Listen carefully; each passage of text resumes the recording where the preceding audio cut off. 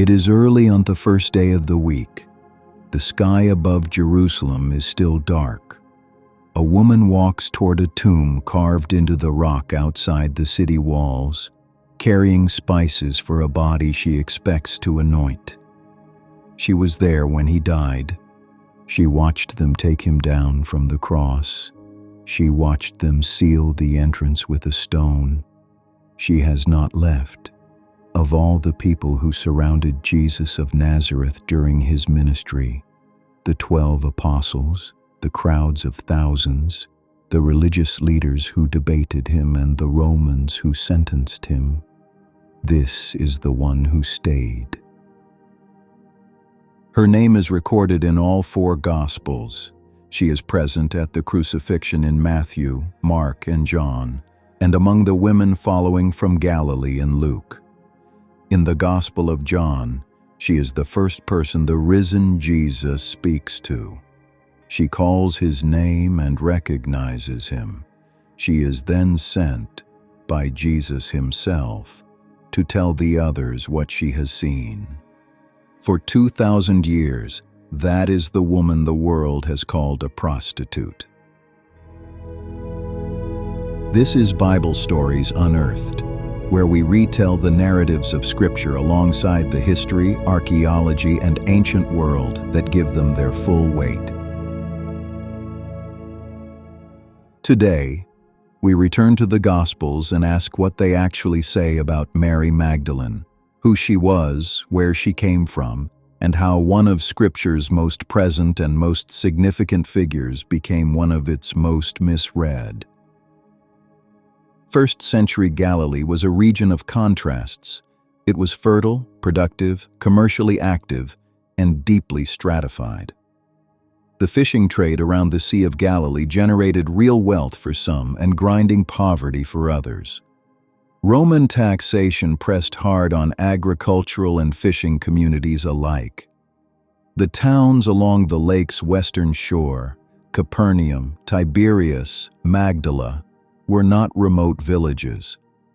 They were connected to trade routes, to markets, and to the wider Greco-Roman world pressing in around a Jewish population working to maintain its identity under occupation. Magdala, known in Hebrew sources as Migdal, meaning tower, sat on the western shore of the Sea of Galilee. Archaeological excavations beginning in 2009 have uncovered a substantial first-century town, a harbor, a marketplace, a mosaic-floored synagogue that dates to the time of Jesus and is among the best preserved of its period anywhere in Israel. This was not a backwater. It was a prosperous fishing town with a functioning civic and religious life. The women who followed Jesus and his disciples represented something unusual in their context. Itinerant teachers in first-century Jewish society did attract followers, but a group that included women traveling with a male teacher was, at minimum, unconventional. The Gospel of Luke names several of them. They are described as providing financial support from their own resources. This is a detail worth holding on to. These were not marginalized figures trailing at the edges of the movement. They were patrons. They had means. Mary of Magdala was one of them. Her name itself tells us something. In the Gospels, she is consistently identified as Mary Magdalene, Mary of Magdala. This is how named women were distinguished in first-century Jewish society when no male relative's name was provided for identification. She was not Mary, the wife of someone. She was not Mary, the daughter of someone. She was Mary from a specific place. That place gave her an identity independent of a male relationship, which is itself unusual in the sources of this period. The one passage of direct biographical information about her in the Gospels comes from Luke 8:1-3. Luke describes Jesus traveling through cities and villages, accompanied by the 12 apostles and also by a group of women. He names several. Mary, called Magdalene, is described as someone from whom 7 demons had gone out. That phrase, 7 demons, has driven more misinterpretation than almost any other descriptor in the New Testament.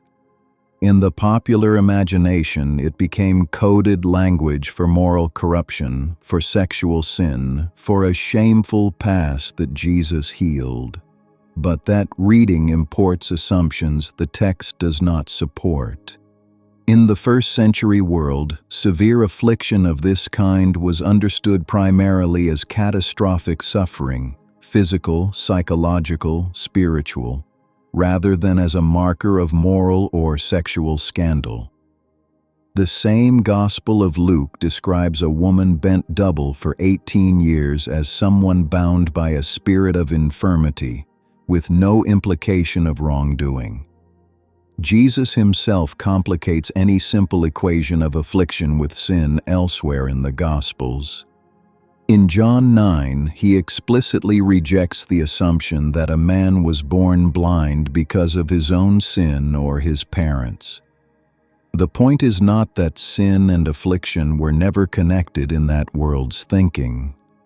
They sometimes were, but that nothing in Mary's description invites that reading. The text presents suffering. It does not present scandal. Luke 8:3 adds one more detail about Mary and the other named women. They provided for Jesus and the 12 out of their own resources. The Greek word is hyperkonton, their own means, their own possessions.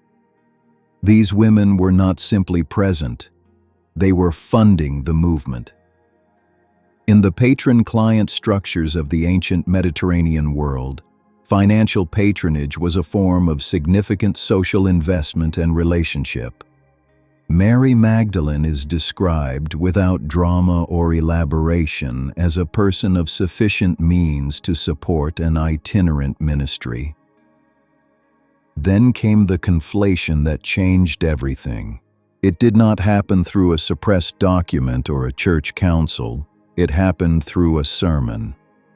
In 591 AD, Pope Gregory I delivered a homily in Rome, one of many in a long series on the Gospels.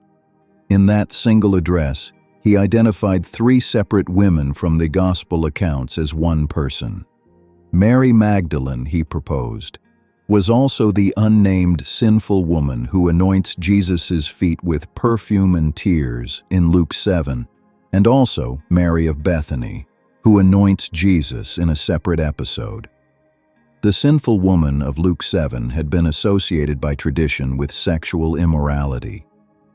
By merging these identities, Gregory created something the individual texts never contained: a single woman who moved from the depths of sin to the heights of witness. A complete arc of redemption beginning in shame and ending at the empty tomb. It was a preacher's gift, vivid, emotionally overwhelming, and theologically powerful. And it took hold. That homily was not a counsel, it was not a doctrinal definition, it was a pastoral sermon. But the arc it created proved irresistible. Medieval homilists returned to it again and again. Renaissance painters built entire visual traditions around it. The weeping, unbound-haired penitent at the foot of the cross became one of the most reproduced images in Western art.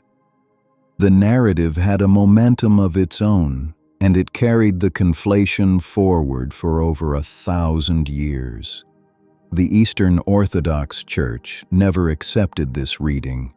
It maintained the distinctions between the women in the Gospel accounts as separate individuals. The Catholic Church formally revised its position in 1969, separating the feast of Mary Magdalene from those of the other figures Gregory had merged.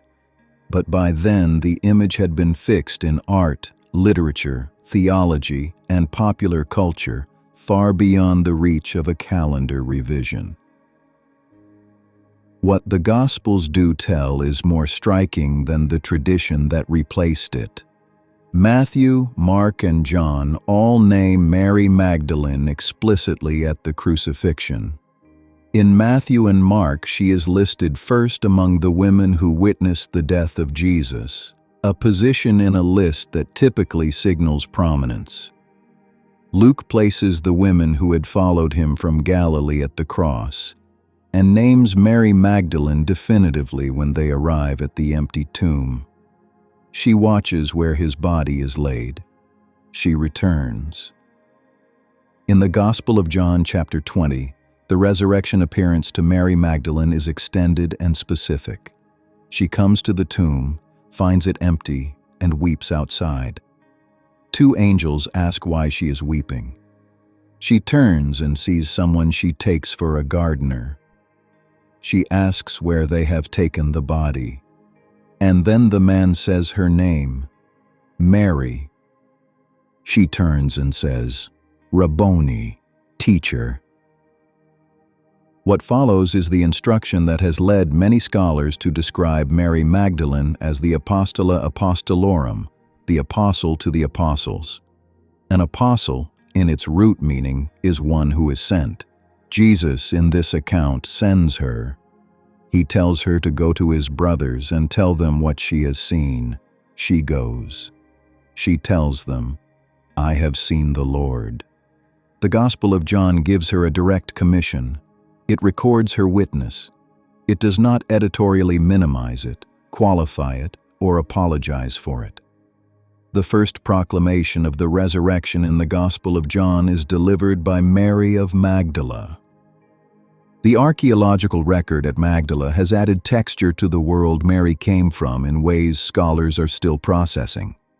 The excavation of the Magdala synagogue, discovered during construction of a spiritual center in 2009 and subsequently excavated by the Israel Antiquities Authority, produced a carved stone block whose reliefs may depict the temple menorah and associated ritual objects, making it one of the earliest known representations of the Second Temple.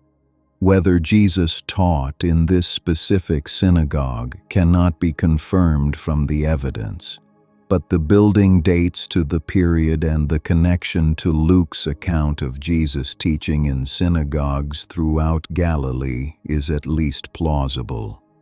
The broader question, how Mary Magdalene's role was transmitted, remembered, and gradually reshaped in the developing tradition, has been the subject of serious historical scholarship for decades. Scholars including Elizabeth Schussler Fiorenza and Richard Bauckham have examined the gospel evidence carefully and reached similar conclusions. The primary sources do not support the tradition of Mary as a penitent sinner, and her prominence in the resurrection narratives reflects a historical memory that the texts preserved even as later tradition worked around it. The Gospel of Mary, a fragmentary 2nd century Gnostic text not part of the canonical Gospels, presents Mary Magdalene as a recipient of special teaching from Jesus and a figure of authority disputed by other disciples. Scholars are careful to note that this document is not a canonical or historically reliable source for Mary's life, but its existence confirms that debates about her status and authority were circulating in early Christian communities. Her significance was contested because it was first acknowledged. What the canonical Gospels confirm without ambiguity is this: she was present, she was named, she was first, and she was sent. The story of Mary Magdalene is, in one sense, a story about the unintended power of narrative. Gregory I was not setting out to erase anyone. He was drawing connections across texts in a way that made pastoral sense, and in doing so, he created something that was not in the individual passages. a single figure whose journey moved from the lowest point to the highest. That arc, from sinner to the first witness of the resurrection, was so emotionally and dramatically complete that it became self-sustaining. Medieval preachers repeated it, artists painted it, audiences received it. The historically real Mary of Magdala, patron, witness, commissioned messenger, was gradually displaced not by malice, but by the gravitational pull of a better story, or what felt like one. Her actual story requires no such arc. A woman from a prosperous Galilean fishing town, healed of a severe affliction, who supported the ministry from her own means, who stayed when others left, and who carried the news of the resurrection to the disciples. That story stands entirely on its own. What is worth sitting with is the irony that the invented version, for all its dramatic power, diminishes what the Gospels actually record. The texts name her first, they give her a commission. They do not qualify her witness or explain it away. The drama was already there. It did not need to be replaced. It only needed to be read.